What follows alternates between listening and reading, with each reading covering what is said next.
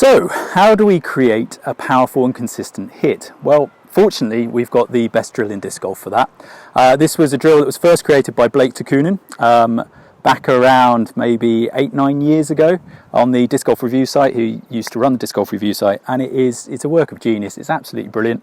I recorded a version of this about 6 years ago, just for a friend in the office, which has since had about 50,000 views on YouTube and has made a big difference to a lot of people. So I'm just going to go over that drill again because it's superb. What it is trying to do, this drill, is just isolating that final motion, and it's trying to help us do it with a loose arm so we can feel quite how powerful that motion can be, and also how important it is to have loose muscles, which is something we'll come back to later in this, but it's something I want you to remember for all things in disc golf. Loose muscles are fast muscles. We do not want to be really tense when we're playing disc golf. Loose. You want to be loose, you want to be relaxed. Tenseness kills your game. You want to at all times try and keep yourself nice and relaxed so your muscles are relaxed. So the drill, it's simple.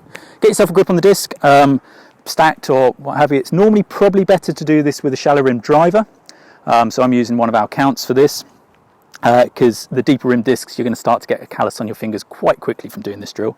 This is a drill you can do indoors. That's the beauty of it. That's why I love it so much. You can sit there at your desk and just do it whilst you're at work. So as we talked about earlier, get the disc nicely tucked in there, nice and firm grip. I want it all the way back, and what I want you to do is just, with the disc all the way back there, held, everything just neutrally at the moment, nothing cocked, just held there.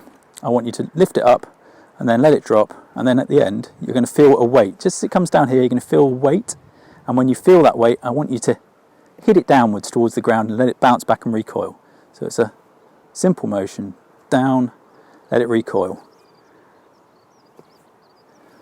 So you're not trying to sling it around the pivot there, you're keeping a constant control of it. So you don't want it to be coming out there, you want it to be on the thumb the whole way, which is the point that might create a bit of the callus. Now next, once you've got the feeling of that, you should be feeling the weight of the disc as it goes down and add into it. Once you've felt that, I want you to actually cock your wrist back a little bit, so you've actually got a bit of strain down these muscles here by you pulling back against it. So you've got more there, and then go again, and you should get a nice long powerful feeling hit going down there. So if you can do that for me, then all I want you to do is put it on its side, get the plane there, and do exactly the same thing. So tucked all the way back here and going forward, keeping the elbow in here to begin with. This is just a drill, remember, so it's to get that feeling, because all you're doing there is controlling the weight of the disc. You're controlling the pivot. So if you were to put your foot down, bring it forward, and actually push down the line and let it go, follow through a bit, it's going to go flying. So I want you to try that. Do it at home, just get that feeling of it. It's so much easier down there because you've got gravity on your side first. So I want you to get the feeling of it down there, and then once you've got that feeling, put it on its side. Keep the elbow locked for now. We'll come back to that later, but for now, just for this drill, keep it in there. I don't want you out here, I don't want you swinging around. This is keeping it very simple. We're just trying to isolate the lower arm. Okay? So we've done the hit drill with a disc in our hand. You can also try and do it with a claw hammer. And now you've got to be a bit careful here, do it slowly so you don't suddenly launch it through a window, but it's a great way of feeling where the weight comes from. So if you would stand on, well, to begin with, as though you're hammering a nail, so the nail's down there, letting it go, bang, you're just giving it that hit at the end. So it's all about feeling that weight shift in the disc and then add into it. And then you put that on the side, and exactly the same, so you have it lagging back behind you, it's coming forward, bang.